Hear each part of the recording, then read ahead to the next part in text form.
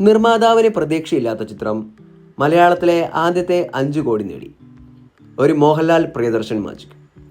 നിർമ്മാതാവിന് വലിയ വിശ്വാസമൊന്നും ഇല്ലാതിരുന്ന ഒരു ചിത്രമാണ് മലയാളത്തിലെ ആദ്യ 5 കോടി കളക്ഷൻ നേടിയ സിനിമ.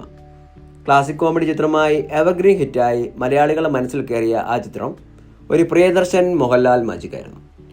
60 ലക്ഷം രൂപ ബജറ്റിൽ നിർമ്മിച്ച ചിത്രം അതുവരെ ഉണ്ടായിരുന്ന കളക്ഷൻ റെക്കോർഡുകളെല്ലാം ഭേദിക്കുമെന്ന് നിർമ്മാതാവിന് സ്വപ്നത്തിൽ പോലും പ്രതീക്ഷയുണ്ടായിരുന്നില്ല. ഗുഡ് നൈറ്റ് ഫിലിംസ് നിർമ്മിച്ച മോഹൻലാലിനൊപ്പം രേവതി, തിലകൻ, ജഗതി ശ്രീകുമാർ, ഇന്നസെന്റ് എന്നിവർ തകർത്തഭിച്ച ചിത്രമാണ് മലയാളത്തിലെ ആദ്യത്തെ 5 കോടി കളക്ഷൻ നേടിയ കിലുക്കം. മലയാളത്തിലെ ഏറ്റവും മികച്ച കോമഡി ചിത്രങ്ങളൊന്നായി കണക്കാക്കപ്പെടുന്ന ചിത്രമായി 1991 പുറത്തിറങ്ങിയ കിലുക്കത്തിന്റെ വിജയത്തെപ്പറ്റി നിർമ്മാതാവ് ആർ മോഹനന് പക്ഷേ പ്രതീക്ഷയുണ്ടായിരുന്നില്ല. അക്കാലത്തെ ഏറ്റവും ചിലവേറിയ ചിത്രമായ കിലുക്കത്തിന് മുടക്കിയ കാശ് കിട്ടില്ലെന്നായിരുന്നു നിർമ്മാതാവിന്റെ ഭയം. 20-25 ലക്ഷം രൂപയായിരുന്നു ആ കാലഘട്ടത്തിലെ ഒരു മലയാള സിനിമയുടെ ശരാശരി ബജറ്റ്.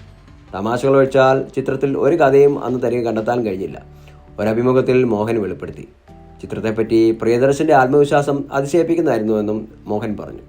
ഒരു മലയാള ചിത്രത്തിൽ ഇത്രയധികം കളക്ഷൻ നേടാൻ കഴിയുമെന്ന് അന്ന് എനിക്കറിയില്ലായിരുന്നു, മോഹൻ പറയുന്നു.